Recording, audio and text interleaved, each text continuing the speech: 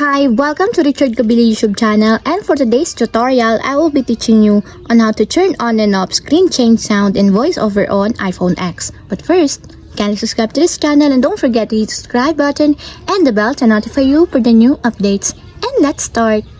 Using your iPhone X, from your home screen first, go to Settings. Then in the settings, scroll down and find accessibility, then tap.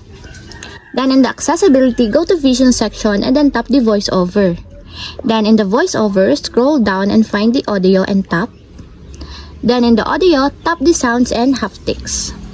Then in the sounds and haptics, scroll down and go to voiceover feedback section and then tap the screen change.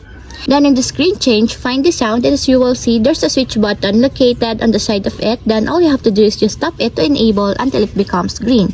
And if you want to disable or turn off, just tap again the switch button just like this. And that's it, we have successfully turned on and off screen change sound and voiceover on iPhone X. If you have a question, can comment down below, and don't forget to hit the subscribe button and the bell to notify you for the new updates. And thank you for watching!